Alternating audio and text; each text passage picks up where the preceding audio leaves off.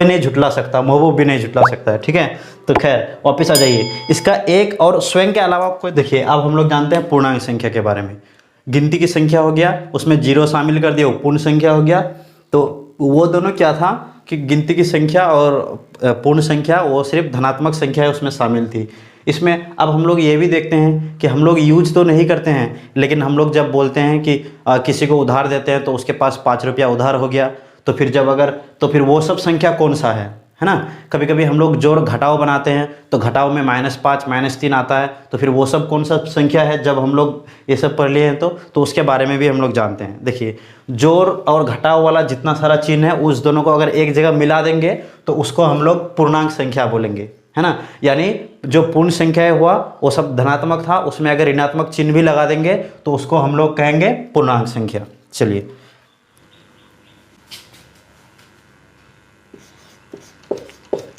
देखिए आप लोग यहाँ पर ध्यान दीजिएगा कि मैंने यहाँ पर लिखा है कि पूर्ण संख्याओं में ऋणात्मक चिन्ह, यहाँ पर ये शब्द पे ध्यान दीजिए, भी मैंने बोला है, ठीक है। ऐसा नहीं है कि सिर्फ ऋणात्मक को ही, मैंने बोला है भी। और पूर्ण संख्या हम लोग जानते हैं पूरा धनात्मक होता है, उसमें ऋणात्मक चिन्ह भी, ठीक है। अगर माइनस वाला भी लगा देंगे, ऋणात्मक माइनस वाले को कहा जाता है, तो उसके बाद जो समूह बनेगा उसको हम लोग पूर्णांक संख्या बोलेंगे। जैसे देख लीजिए, सबसे पहले हमने पढ़ा प्राकृत संख्या, उसके बाद क्या पढ़ा हमने, पूर्ण संख्या। यहाँ तक ये सब पूरा धनात्मक था। अब हमने कहा कि ऋणात्मक चिन्ह भी लगाना चाहते हैं, इसमें लगा दीजिए। देखिए जीरो को -0 भी करेंगे तो वही होगा, ठीक है। तो इसमें हम 0 ही रखते हैं।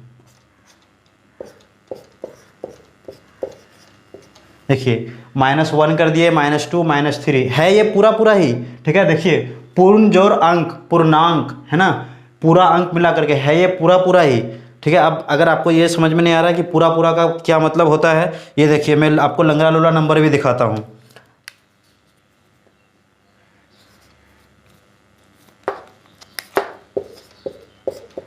ये हो गया 2.5, ये पूरा अंक नहीं हुआ, ये हो गया 2.5, तो इसको हम लोग पूरा नहीं बोलेंगे, ठीक है।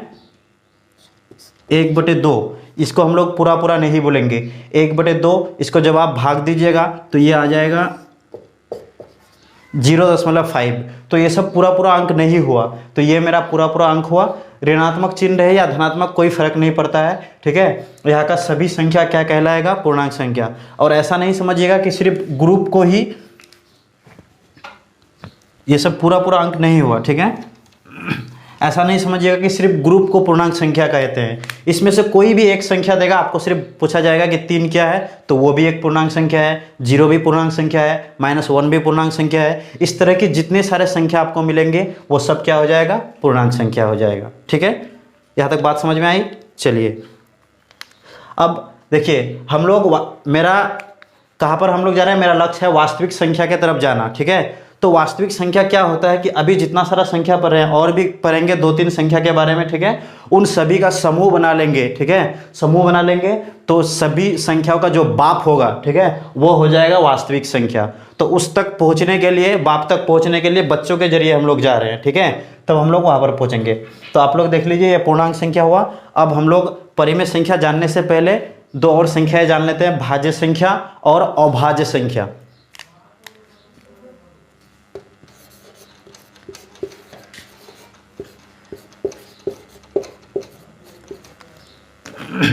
देखिए भाज्य संख्या क्या होती है, इसको हम लोग 2 तरीके से समझेंगे, ठीक है। यहाँ पर आप देखिए,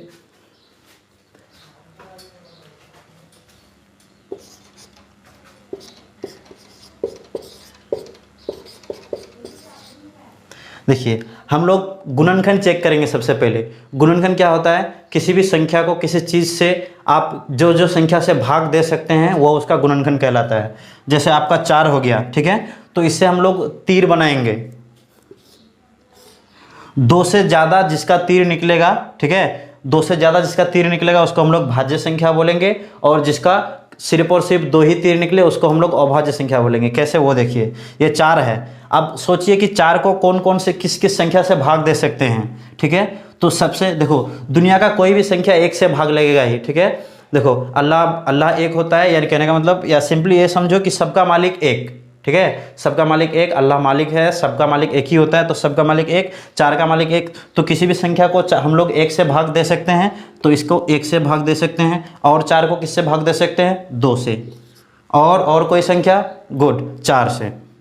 देखिए 3 तीर निकल गया। कहने का मतलब किसी भी संख्या को अगर हम किसी संख्या से भाग देते हैं या किसी अंक से भाग देते हैं तो कम से कम 2, कहने का मतलब 2 संख्या से भाग लेंगे, सिर्फ और सिर्फ 2 से, तो हम लोग उसको अभाज्य बोलेंगे। अगर 2 से ज़्यादा हो तो उसको हम लोग भाज्य बोलेंगे।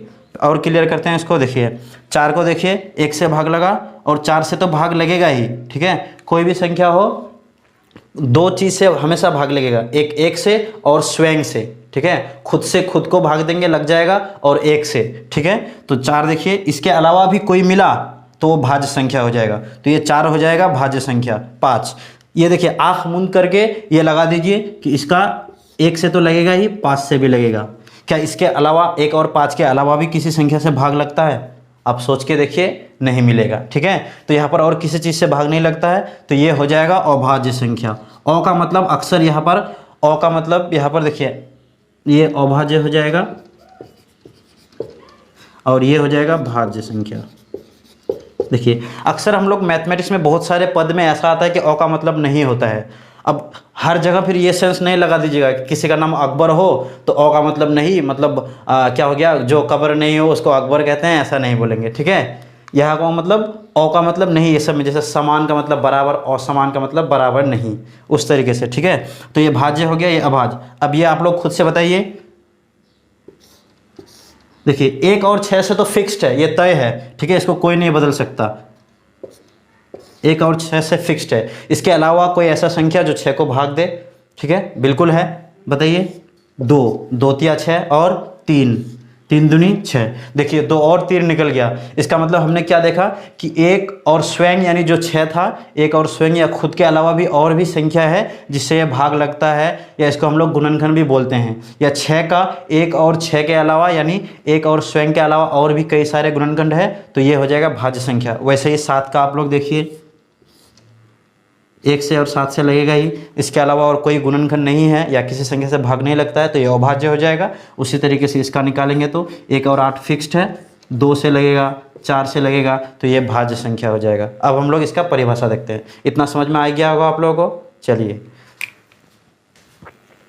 देखिए हम लोग सिंपल, देखिए परिभाषा में किताबी परिभाषा आपको नहीं दूंगा, जो मैं बोलता हूँ, जो बोलचाल की भाषा होता है वही मैं लिखाऊंगा, ठीक है। परिभाषा क्या होता है? देखिए एक सटीक तरीके से किसी चीज़ को, ठीक है, पूरा चीज़ कहे जाना कम शब्दों में अच्छे से, वही परिभाषा है। तो मैं सिंपली आपको बताता हूँ, ठीक है। देखिए भाज्य संख्या क्या होता है कि किसी भी संख्या का हम लोग गुणनखंड करेंगे 1 और खुद के अलावा। जैसे 6 का गुणनखंड करें 6 होगा, 5 का कर रहे हैं 5 होगा, 4 का कर रहे हैं तो 4 होगा, तो वो खुद या स्वयं हो गया। किसी भी संख्या का गुणनखंड करेंगे 1 और खुद के अलावा अन्य गुणनखंड मिलेगा तो उसको हम लोग भाज्य संख्या कहेंगे।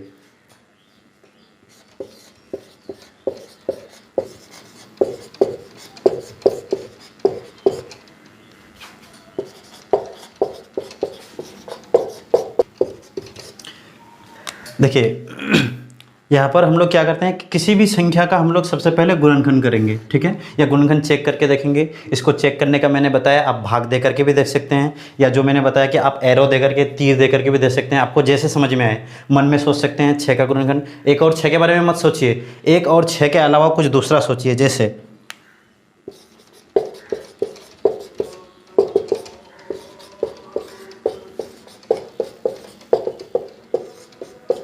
देखिए एटसेट्रा, यहाँ पर आप देख लीजिए। ये किसी भी संख्या का हम लोग गुणनखंड चेक करने के लिए 1 और 4 मत सोचिए, 1 तो सबसे है, ये फिक्स्ड है, तय है, ठीक है। पृथ्वी गोल है, सूरज पूरज में उगता है, ये सब सच्चाई को कोई नहीं बदल सकता है। वैसे ही 1 से दुनिया का हर एक संख्या भाग लगेगा, ये उतना ही सच है जितना कि सूरज पूरब से उगता है, ठीक है। उसी तरीके से कोई भी संख्या उसी संख्या से भाग लगेगा, ये भी यूनिवर्सल ट्रूथ ही है, ये सबको कोई नहीं झुटला सकता, महबूब भी नहीं झुटला सकता है, ठीक है। तो खैर वापस आ जाइए, इसका 1 और स्वयं के अलावा कोई दूसरा सोचिए। 2 से भाग लग रहा है, हो गया। 1 जैसे ही मिले कोई एक अन्य गुणनखंड मिल गया तो उससे काम बन जाएगा, ठीक है। 2 से भाग लगेगा, भाज्य संख्या हो गया। 1 और 6 के बारे में मत सोचिए, 3 से लगेगा भाज्य संख्या, 3 से लगेगा भाज्य संख्या, 3 से 4 से लगेगा भाज्य संख्या। ऐसे दुनिया में ढेरों करोड़ों अरबों लाखों संख्या है जो मेरा भाज्य संख्या कहलाएगा। अब हम लोग जानते हैं अभाज्य संख्या के बारे में, ठीक है। अभाज्य संख्या क्या होता है, देखिए मैंने पहले ही आपको बताया है कि मैथमेटिक्स में बहुत सारे पद ऐसे आते हैं जहाँ पर हम लोग अ का मतलब नहीं समझते हैं, ठीक है। अब देखिए अ यानी नहीं, तो अभाज्य संख्या यानी ठीक इसका विपरीत हो जाएगा, ठीक है। यहाँ पर आप लोग इसका ध्यान रखिएगा, ये अलावा मैंने लिखा है, ठीक है। तो आप लोग ये देख लीजिए कि अभाज्य संख्या, अभी एक सेकंड में इसको रब कर दूं।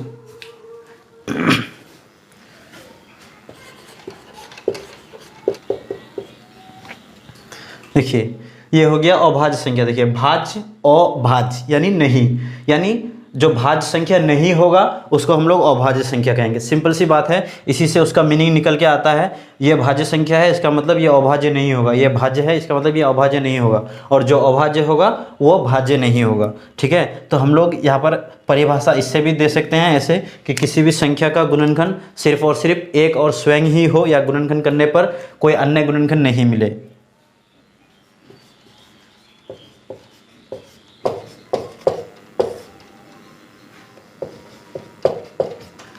देखिए अब आप लोग यहाँ पर देख सकते हैं कि मैंने क्या लिखा है कि वैसा संख्या जिसका गुणनखंड, ठीक है, वैसा संख्या जिसका गुणनखंड क्या होना चाहिए, सिर्फ और सिर्फ, मैंने यहाँ पर फोर्स डाला है कि सिर्फ और सिर्फ एक और स्वयं ही हो, ठीक है, इसके अलावा कोई दूसरा नहीं हो, तो उसको हम लोग क्या बोलेंगे, अभाज्य संख्या कहेंगे, ठीक है। यानी इसका जैसे आप देख लीजिए,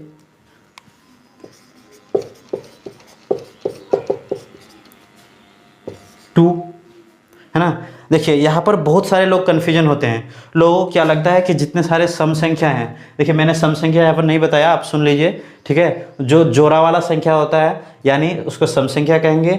2 से भाग लगने वाली सभी संख्या को हम लोग सम संख्या कहेंगे, और जो 2 से भाग नहीं लगता है उसको हम लोग विषम संख्या कहेंगे। विषम संख्या 1, 3, 5, 7, 9 ये सब 2 से भाग नहीं लगता है, पूरा पूरा भाग नहीं लगता है जो, ठीक है। ऐसे तो आप चाहिएगा ज़बरदस्ती तो किसी को भी भाग दे सकते हैं, पॉइंट में चला जाएगा, दशमलव में। तो 2 से जो पूरी पूरी भाग लग जाती है उसको सम, और जो पूरी पूरी भाग नहीं लगेगी उसको विषम।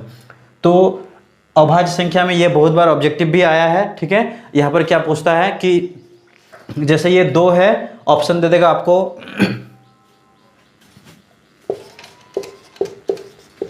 इस तरीके से दे देगा कभी कि 2, 9, 4 और 6 में कौन अभाज्य संख्या है, ठीक है।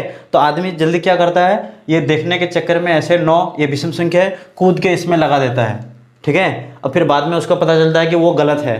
तो यहाँ पर आप देख लीजिए कि ऐसे ये दिखता जो है वो ऐसा है नहीं है, ठीक है। 2 सिंपली ये लगता है किसी को देखने में चला जाता है, लेकिन आप ये सोचिएगा कि इसका जब आप गुणनखंड करने जाइएगा 2 का, तो आपको सिर्फ और सिर्फ 2 ही तीर मिलेगा, यानी 2 ही गुणनखंड मिलेगा, 1 और 2, इसके अलावा कोई दूसरा गुणनखंड नहीं है। तो सबसे छोटी अभाज्य संख्या जो होता है वो 2। बहुत लोग कन्फ्यूजन करते हैं और 3 बोल देते हैं, ठीक है। सबसे छोटी अभाज्य संख्या 2, ये याद रखिएगा, ठीक है। इसमें मैं थोड़ा सा स्टार लगा देता हूँ। ये क्यों लगाया मैंने कि स्पेशल है, ये सबसे छोटी अभाज्य संख्या बोला जाएगा तो इसको हम लोग 2 बोलेंगे, ना कि 3, ठीक है।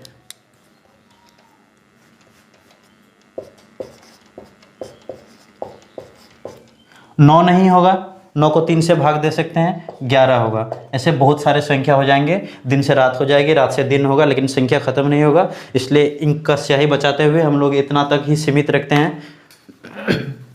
पता है कि सबसे छोटी अभाज्य संख्या 2 होता है, और ये सब खुद के एक और स्वयं के अलावा कोई दूसरा अन्य गुणनखंड नहीं होगा, तो इसको हम लोग अभाज्य संख्या कहेंगे, ठीक है। तो यहाँ तक आपने समझ लिया। अब हम लोग चलते हैं परिमेय संख्या की तरफ, जो कि बहुत ज़्यादा खास है। आपको मैट्रिक में इससे बहुत ज़्यादा ऑब्जेक्टिव पूछा है, 9th में भी पूछता है, 9th में भी चैप्टर है, 10th में भी, यहाँ तक कि बहुत सारे कॉम्पिटिटिव एग्जाम में भी वास्तविक संख्या से सवाल आते हैं।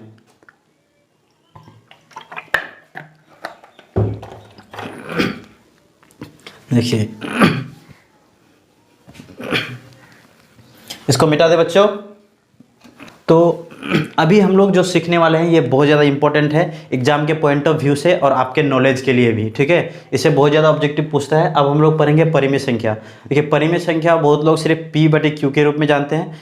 मैं जिस तरीके से पढ़ाऊँगा तो आपको यहाँ तक, आप जैसा कि मैं शुरू में ही बोला था कि आइए कुछ सीखते हैं, ठीक है। तो आपको खुद से पता चल जाएगा, तब तक आप बने रहिए। वीडियो देखने के बाद आपको पता चल जाएगा कि हाँ हमने सच में कुछ सीखा है, ठीक है। और आपको कोई भी डाउट हो तो आप कमेंट सेक्शन में डाल सकते हैं, मैं आपको नेक्स्ट वीडियो में क्लियर कर दूंगा, ठीक है। आज शायद वक्त ज़्यादा हो रहा है, वीडियो बड़ी बन जाएगी, ठीक है। तो मैं परिमेय संख्या, क्योंकि ये हमको बहुत ज़्यादा डिटेल से पढ़ना है, ठीक है। और कोई भी वीडियो नहीं देखिए, लेकिन ये ज़रूर देखिएगा, ठीक है। ये हम लोग कल पढ़ते हैं। तब तक के लिए